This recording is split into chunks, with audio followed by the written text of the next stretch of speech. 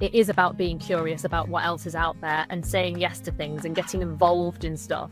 And sometimes it's about doing something outside of your full-time work if you can. I made absolutely thousands of mistakes in that time. But it's very cheesy, but it does kind of make you who you are, and actually you learn way more from those mistakes and those risks that you try and take to either further your career or improve the environment of workplace that you're working in. Hello, and welcome back to Careers Unwrapped. Now, today we've got a conversation with a bit of a difference. I'm joined by Vic Geary and James Rimmer. Now, these are two colleagues from the agency I lead, from We Are Futures. And aside from both being complete legends to work with, they've also both taken major career switches in their career journeys to be here. And that's really what we're going to explore in this conversation now: curiosity, careers, and changes. So Vic and James, welcome to the show. Thanks for having us. Thanks, Mark. So let's just get a little bit of background first of all. Take yourselves right back to school or something then. When you were very, very first thinking about what you want to do when you grew up, what was on your mind? What was your dream job when you were a kid? Mine was to be an actor, specifically a Broadway superstar. So yes, unfortunately that has not quite panned out. Yeah, and I mean, I was, still am, but absolutely obsessed with sport. So I either wanted to play football for Portsmouth Football Club or cricket for England, and sadly didn't manage to do either of those things. But I still have those ambitions. Who knows? Maybe in the future. Well, I'm with you, Vic, completely. Acting was what I wanted to do when I was younger. Really wanted to, but again, didn't quite pan out that sort of way. Now, just to give a bit of context, the conversation that we're going to have, can I ask you both to explain what your role is now at We Are Futures, what your job title is, what your responsibilities are, and sort of day by day what you actually do? Vic? Yeah, so my job title is a Senior Strategist, specialising in careers and early talent. So what that means is I work with a brilliant team, including James, when we have a big brand that wants to really engage with young people, either through schools or just directly to young people. I'm part of the team. In half of my role, I'm part of the team that creates the strategy for how we're going to do that. So how are we going to make that happen? How are we going to engage with the right young people? And then part of my job also is as a content writer. So I sometimes actually write the content as well. So that might be writing a script for a video, or that might be creating a guide for a teacher, or it might be creating some exciting resources to use in a school. So it's a kind of bit of a mixture of strategy and then kind of creating stuff and writing. Okay. James? Yeah, thank you. So I'm also a senior strategist at We Are Futures, but I sit both in the education team and the brand team, which means I get lots of exciting work and lots of exciting brands and people to work with. But I'm also the co-creation lead at We Are Futures, and it's an interesting word that draws out all sorts of different stuff. But really, I see my main focus of the agency is to involve young people more in our work and also create the right environment which gives them a voice. Well, James, perhaps give us an example. Bring that to life with piece of work you've been doing recently. Yeah, absolutely. So one of the pieces of work we've been doing recently with NatWest, who we've been working with now for years, they really want to be a bank for young people. And this is not a plug for NatWest at all. But what I and the team have been helping them do is reach more young people in their work. So test different ideas all the time, bring young people along to actually not just listen and be in the environment where we're hearing things, but actually give them an opportunity to shape parts of the program and the bank too. So for me, it's not just a tokenistic, like hear what they have to say. It's actually bring them along in the process as well. And this gives them much more of a reason to stay engaged with NatWest and the brand. And they get so much and more from it. They build their skills and they come out of it feeling really listened and heard. Okay. Now, I know that both of you have done quite a number of different roles before you ended up at We Are Futures. You've both worked in education, you've both worked in business. Perhaps just give us a bit of a snapshot of the major stages through which your career has developed to date, Vic. Oh my goodness. Yes, mine's been a windy route. And I think it is worth just saying that even as it stands right now, I still have what people refer to as a portfolio career. So I work for We Are Futures 4 days a week, and then I have Fridays where I do lots of different stuff. Because I started off as a teacher, and then trained as a careers advisor. And careers is where I really found my niche. That's the thing I'm most passionate about. And that's kind of one of the things that I bring to We Are Futures, that kind of expertise of working in careers. But that passion for kind of performing that I had right at the beginning, where I wanted to, just be on a Broadway stage and belt out showstoppers in a spotlight, that hasn't really left. So I still kind of do bits of that. So after a performing arts degree, I trained as a drama teacher, and then in careers. But then I kind of enjoyed helping people sort of find jobs. So I went into recruitment for a bit and kind of worked more in the business side of things, which was really interesting. But kind of business without a kind of moral purpose didn't really suit me. I really care about people, and young people in particular. So that kind of sent me back into education as a careers advisor. And then I kind of moved into leadership, kind of more strategic leadership of careers in schools and colleges. And then I suppose this is something that's kind of people sometimes want to know, is about when the big fails come, which is when I moved into senior leadership, which seemed a natural progression, but didn't like it. I enjoyed line managing and kind of helping people develop, but I was too far removed from the young people that I'm passionate about helping. So I kind of pivoted back. I don't want to say down, because it was the right move for me. I pivoted back into a more face-to-face role with young people. And then that kind of brought me here. But on the side, I still do crazy stuff like leading silent discos around the streets of Manchester on a Saturday, because I love performing, and, I'm lucky enough to have found a way to get paid a very small amount, but get paid to do that, which is nice. So yeah, that's my windy route. And it's certainly windy, but I think there's a common theme during all of that, and that you've been constantly finding out more about what you like and what excites you, but also along the way trying some things and going, actually, I thought I would want to do that and like that, but I'm now missing some of the things I like more. And so, James, from your perspective, where has your windiness taken you? Yeah, thanks, Mark. I'm not as old as you guys, so I might not have had as many different experiences. Sorry, but sorry, guys. But I've certainly had plenty. I actually sat down last night and tried to work out how many different workplaces I've worked in, and between the ages of 16 and 22, so when I was at sixth form, my gap year, and then university, I worked in over 20 different workplaces in that time. And I think a lot of this was just, I needed money and wanted money, but I also was really curious and excited to just get out and do lots of things. I signed up to agencies, and I was just keen to get out and go into like random places. So in sixth form, I was a delivery driver for my local Chinese. I worked at River Island over Christmas as head of shoes. I did loads of other kind of random stuff. I worked in farmers' fields. I worked in a cardboard box factory packing stuff, and I'm behind a bar in a yacht club.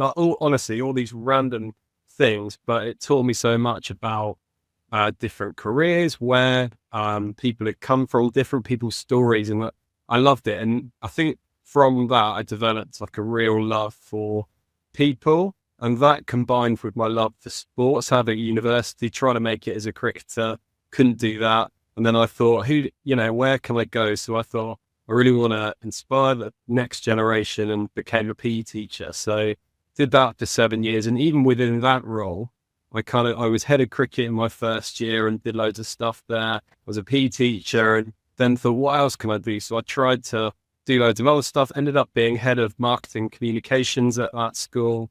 And the journey just kind of developed from me just trying new ways to push myself and trying different things and trying to connect with different people. And then COVID was big for me. It gave me an opportunity to step back. I did a marketing qualification, and then I thought that actually teaching wasn't right for me at that time. So I stepped away from that and found a really exciting job in youth voice and participation for a very small consultancy, but we did loads of great work with young people. And from then, after a couple of years, I found this job at We Are Futures, and the rest is history. And for both of you there, with so much change that's gone on, how much of that change has been consciously decided? And how much of it do you think has been more of just a natural evolution of both circumstances and opportunity? It's an interesting question. I think in the early years for me, I think a lot of things were down to kind of situations, circumstances, where I happened to be living, things that opportunities just kind of came up that I tried out, kind of just being curious and saying yes to things that seemed a bit interesting. I think particularly at that point where I didn't really have any ties, I could go anywhere, do anything. I used to commute from Manchester to London weekly and lived in a hotel in the days when, big corporates had budget for things like that. It was, I could say yes to stuff and just be spontaneous, but actually, particularly once I became a mum, I did need to, I had commitments. I needed to be a bit more strategic. And actually then I was quite an experienced career development professional at that point. So I practiced what I preach. So from that point, all my career pivots and career moves have all been very deliberate, and have all been because I wanted to achieve something, or because something was missing, or very often because I wasn't happy. I kind of refuse to stay doing something that's not making me happy, that's not fulfilling, that doesn't feel right for me, because life's too short for that. I realise that's quite a privileged position to come from. And what about yourself, James? Yeah, it's an interesting one. I think certainly while I was at school, for me, I took opportunities and took different roles and did stuff because the school required it. It wasn't actually to do with my own career development. It was genuinely like, oh, there's no provision for cricket. There's loads of appetite and loads of young people that want to do it and are passionate. No one else is going to do it. Why don't I do it? And it kind of developed that way at school.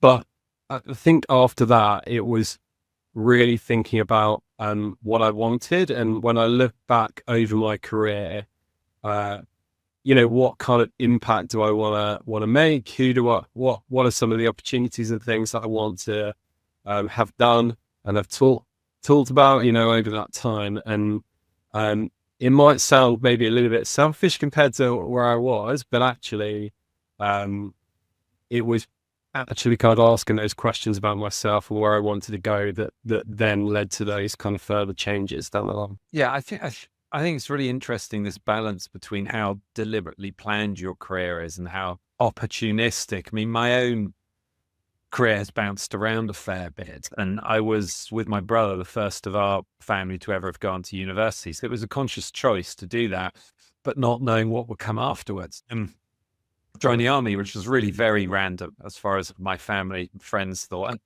to a certain extent, as far as I thought. Again, it was conscious when I saw that seemed like a good idea.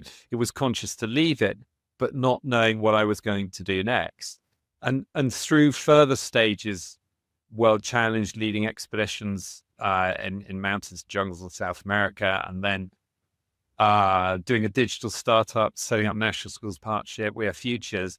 Each of those things were very conscious, but I didn't think about them when I was in the role before. It wasn't as if there was a path or a journey I was going on. And I'm just interested to bring it back, Vic, to what you said about how a lot of your choices became very deliberate and you practiced what you preached, because you are, of course, a career professional. You advise people and organizations in this area. So if somebody listening is perhaps in their first or second job in their career, early 20s, and they're thinking, I don't know what I want, but it's not what I'm doing now. What is the advice you give to them on the steps that they should take to help them make the right decisions next? Yeah. I mean, obviously it depends very much on the individual circumstances and whether people are able to, go and do a full-time qualification, go back to university or do a full-time, technical training course. For most people, that's not feasible. But very often it's about a phased transition and trying things out. So just like for James, he kind of ended up doing a marketing qualification because the school needed somebody to do some marketing. So he had a go, found that he quite liked it, and then got a qualification in it. So very often it's possible, particularly if you're in a larger company, it's possible to try and get yourself involved in projects, within a different team maybe, or just a project where you can kind of get exposure to people who are doing different jobs, without actually taking the risk of leaving secure employment if you're not able to do that, which obviously most people can't. It is about being curious about what else is out there and saying yes to things and getting involved in stuff. And sometimes it's about doing something outside of your full-time work, if you can, drop a day so that you could do a qualification, or that you can volunteer somewhere, or even do that at weekends, just to kind of try out some different ideas before you kind of look to make a move. And also it makes facilitating those moves much easier, because you don't have to have paid work experience in the thing that you want to move to. You just need to be able to show that it's not something you've just woken up today and applied for this random new job. It's like, if you can show that you've been taking steps to build your interest in it, and that it's, a deliberate move, you can put that in a job application. It doesn't have to be a paid job. So you can kind of facilitate a gradual transition with a bit of effort, by being curious and looking for those opportunities and taking them. James, with the changes that you've made and being able now to look back on how you planned them, how you made those changes, not asking about whether you'd have done a different job, but is there anything you might have done differently in the approach you took to making changes in your career? It's tough, isn't it? Because I think if I had a time machine and I was transported back to that period, there's definitely changes that I would have made. I made absolutely thousands of mistakes in that time. But it's very cheesy, but it does kind of make you who you are, and actually you learn way more from those mistakes and those risks that you try and take to either further your career or improve the environment of the workplace that you're working in at the time. So I'm gonna say, Mark, no, there's not many things that I would change. Why not? I think one thing that I'm really pleased that I did, that maybe I could have done a little bit more, was just every day keep asking questions and try and knock on those doors. So try and speak to people that you admire or look up to a little bit more. I think I probably could have been a little bit better at reaching out and making connections, going for coffees with people, all that type of stuff. It's scary, and I always tell young people, no doubt Vic does too, to try and do this if you can. But it makes such a difference because you develop those relationships, and it could lead to so many great opportunities. Both mentioned the word curious or curiosity in the conversation so far. I'm curious to know what you, in your mind now, still want to learn or to know or to answer to help your future career. So what are you curious about now when it comes to where your career is going to go in the future? Wow. Gosh, I don't know. I think the work that I'm doing now, I'm really enjoying. But obviously working in a social impact agency, working in the kind of advertising sector, is something that's new to me. And I just kind of want to get better at that, more knowledgeable about that, so that I can do an even better job. So that definitely.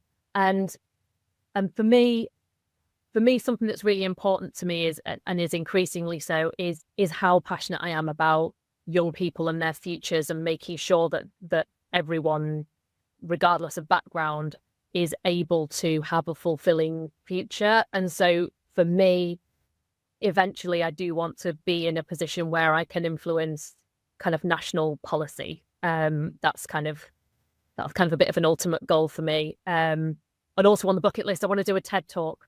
That's definitely that. Yeah. So, if anyone's listening from TED, that's definitely something that I'd like to do. It's a little bit of a bucket list ambition. But for me, eventually being able to have big influence to really make education work for every child. So just expanding on that, Vic, and I'm going to ask a question which actually we should really sit down for several days to discuss and answer to. But if there are many things that need to be addressed in terms of how young people are prepared for careers and career options. But if there's one relatively quick fix that you think a government or schools or education system in general should do, what's one thing you think should and could be put in place to help better prepare people? I've got two. One of them is really starting early.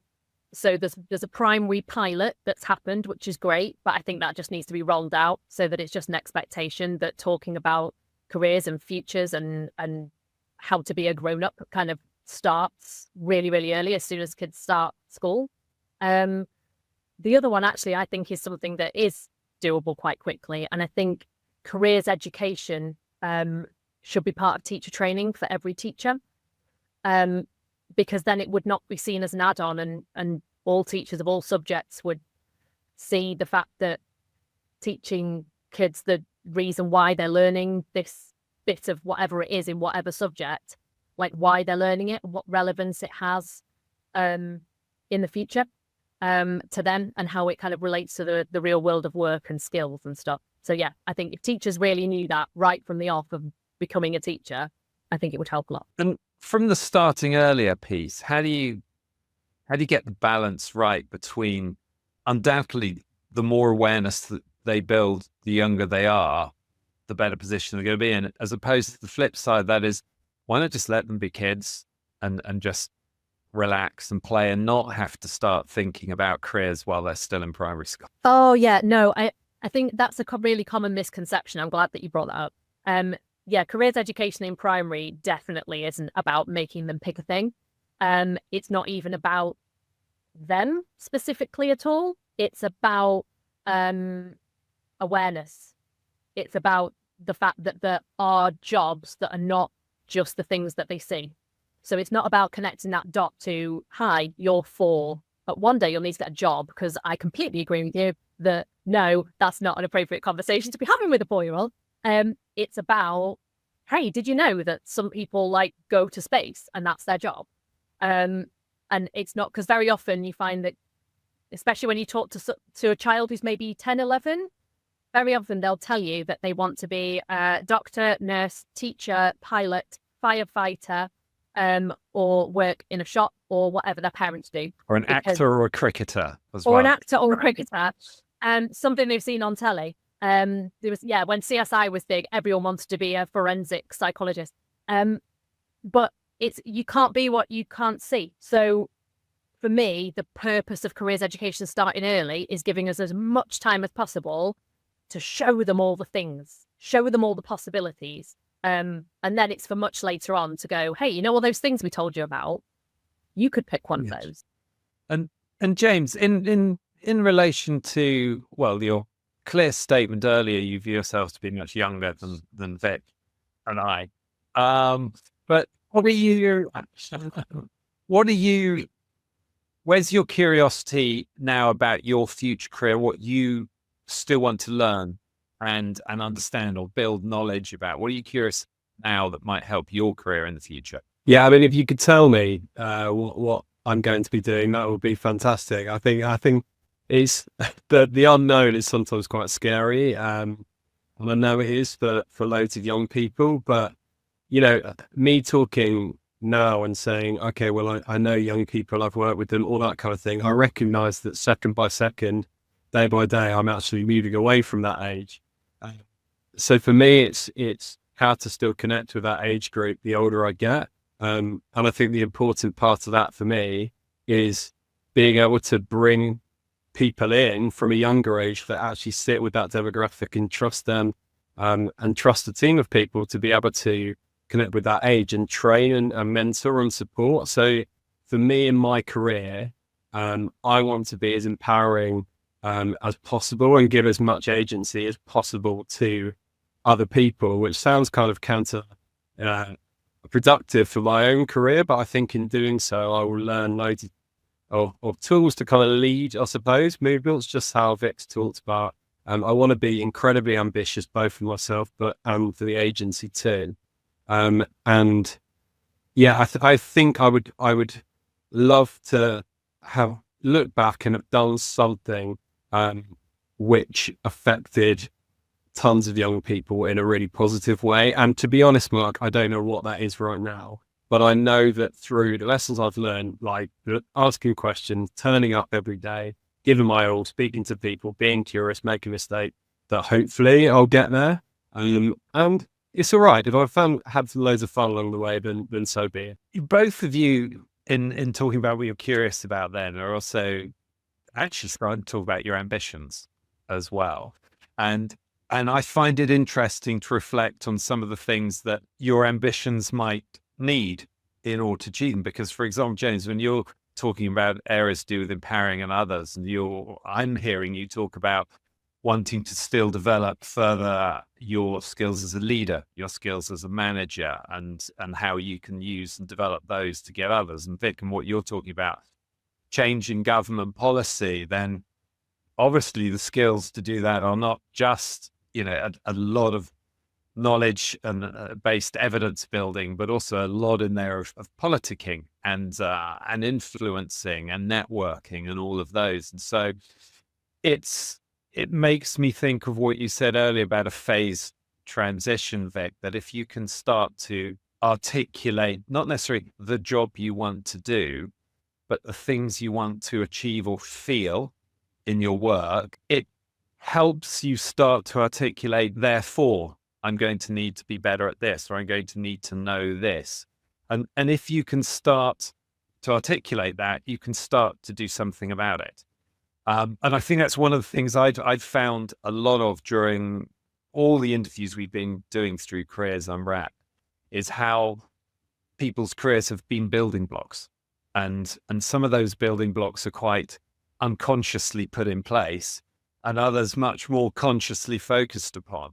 And those people who've tended to be more successful in achieving what they wanted to do, however they define that success, the ones who've more consciously put those building blocks in place have had a better chance of getting there or getting there faster. And actually, you mentioned also about, going back in a time machine. So if you could do that, and you go and meet 17-year-old Vic and 17-year-old James. Oh no, I don't want to be that guy. What might you say to yourself in a career? We're keeping this focused on careers. All right, Jen. All right. In a career perspective, what might you say to Vic? What might you say to your younger self?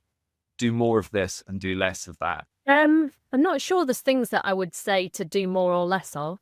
I would definitely say to worry a lot less about having a plan, and to not be afraid of failing, or of things not being what you expected them to be, because you will definitely fail at something, and things will definitely not always be how you expect them to be. So I would probably try and prepare my younger self for the fact that that's what the world is like, and that that's okay, and that taking a pause or changing your mind is all right and is normal, because we're meant to grow and change. We're not supposed to stay the same, and it's kind of that's why career development professionals work with people all the way through their careers. It's not, you don't just have one career meeting when you're 14 and then that's it. It's a lot of the work that I did and do with that sort of age group is starting with reassuring them that today you do not need to pick your career forever. You only ever need to know what you're going to do next. You can go your whole career that way. it's fine to just know what's next, and that's it. What do you think, James?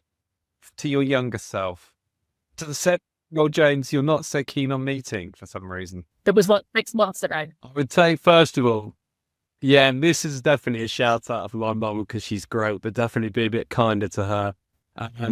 She'll appreciate that. But I used to do a sixth form tutor as one of my many school roles. And I think it's really interesting what Vic said there about kind of the stress of needing to know exactly where you want to go to university or what apprenticeship or what, you know, like you need to have everything figured out, of course, by the time you're 16, 17, 18. And to be honest, you know, I still haven't figured everything out right now. The older I get, the more questions I ask about everything. No doubt both of you are the same. So I would say, like Vic, just take a breath. It's okay. And if you had to follow either, you know, what you're really good at or what you love, I would say every time, I used to say this to my students, just follow what you love doing because you're more likely to stay in that due to passion and motivation and drive. So I would just encourage, I think I would literally pat me on the shoulder and go, you did all right, James, keep going, and keep following what you love and you're passionate about. Yeah, I think I agree with so much that, especially the piece. And again, it's so much easier to say this when you're well into a career. Don't worry so much. For some people, especially some young people who perhaps don't have around them the communities or the parents to show how many different things they could do, that worry is very, very real. And I think that if you focus too much on the worry rather than that, okay, let's just take some steps, it can really cripple some people and their approach to a career overall. My own thing I wish I'd probably to say to my 17-year-old do more of is speak to more people. I think if I had just had either the motivation or the courage to speak to more people, you find that many of them will speak to you. If you ask them for a conversation, then so many people will just say yes. And then you can learn and you can make a connection. And it may not be them who gives you your first opportunity, but it may be the person who's introduced to you by the person they introduce you to. So somewhere out there is that really important person. And that just brings me on to another area around mentoring and people. And from your own perspectives, first of all, are there particular people in working environments who have been really important to you in the way that they maybe dealt with you as a leader or their advice that they gave you or long-term mentoring or coaching?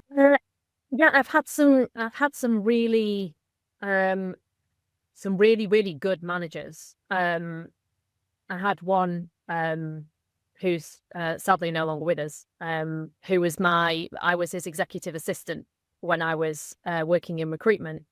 And he just saw something in me as a graduate trainee, and he just started creating projects for me to do, which gave me exposure to managing directors across, because he was COO. He kind of gave me exposure to senior people, to allow me to be able to show my skills to other people in the business. You know, and he'd really kind of big me up and give me opportunities to shine. He kind of really got me, and kind of propelled me through the business. And it was a very, very difficult day when I had to go and hand in my resignation letter to him. Because James, in those days, you had to write a physical letter and take it to the person in an envelope. So when I did hand in my resignation to him, it was really difficult because I'd realized that type of business wasn't right for me.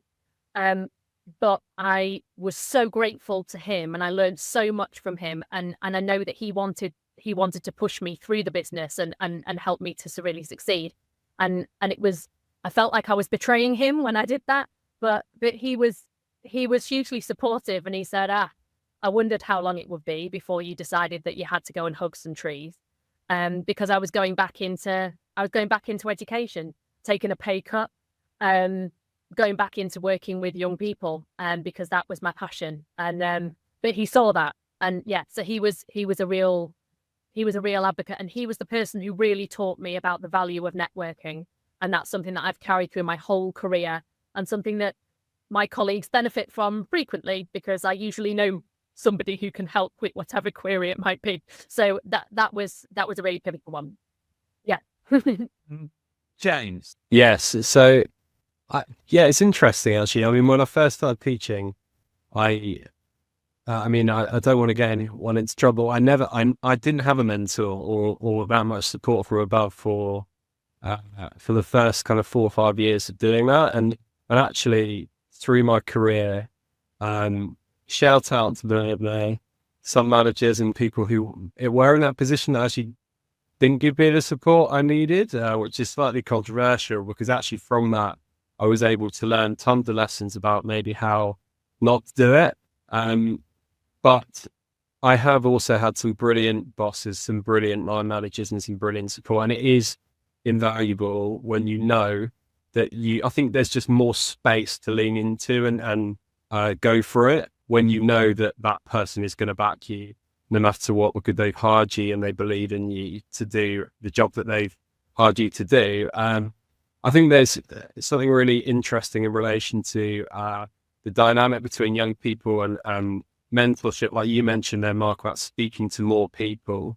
I think Vic I think we'd probably all speak from experience. If a young person now came up to me and wanted to sit down and ask me questions about my own career or have a coffee with me, I would go, absolutely want to set that up. And I think sometimes there's a nervousness to want to do that. And I just want to, if any young people, all the young people that are listening, want to give it a go, I'd really encourage them, even just one person this week, go and give it a try. I guarantee they'll most of them say yes, but if they say no, what have you got to lose? It's fine. You just go back to stuff. So, any young people want to come find me, I'm very keen to have a chat with them and talk to them about what they want to do. James, Vic, I think it's been a huge, interesting conversation. I could go on and on about this, but what I'm struck by is how the three of us have all ended up through very different career journeys, actually all working together at the same place. And there are some shared passions about making a positive impact, particularly on young people, and how businesses and education can sort of help do that. But the roots that brought us all here are very different, but there are also some consistencies in careers that are changing quite a lot. All of us have spoken about how important it is to meet people or to network. And networking sounds sometimes a bit scary and corporate, and it really means just talk to people. Most people will be very helpful, and even the ones that aren't will probably just say no, and you won't lose anything from it. Also out of this, about how extremely rare it is to have a career forever. And so not to worry too much about the whole career, but okay, what's the first step I'm going to take that I think might interest me or might learn from or work with good people? Because you are going to grow, you are going to develop, you are going to fail and make mistakes on that journey as well. We also discussed the difference between things being deliberate and by chance, and the mix of all of that. And Vic, you in particular spoke about a phased transition when you're changing or altering a career pathway rather than necessarily taking a massive change, and how you can gain experience while you're in your current job, how you can gain qualifications while you're in your current job, and how you can put in place building blocks. And the more consciously you do that, the more likely you are to get to where you want to, and to get there in the sort of time that you want to. But I think if anyone's listening to this who is his early stage of their careers, there is a common message there that you can take control, you can make changes towards what you want to do and away from what you don't want to do. And if you do that consciously, you're going to achieve some great things, and good luck to you. So James, Vic, thank you so much for unwrapping your careers with me today. It's been a pleasure to have you on the show. Thanks, Mark. Thank you so much. I've absolutely loved it. This podcast is sponsored by We Are Futures. To find out more about We Are Futures and how we can introduce your brand, business, or organisation to the mass markets of tomorrow, visit www.wearefutures.com. Make sure to search for Careers Unwrapped in Apple Podcasts, Spotify, Google Podcasts, or anywhere else podcasts are found. Remember to click subscribe so you don't miss out on any future episodes. On behalf of the team here at We Are Futures, thanks for listening.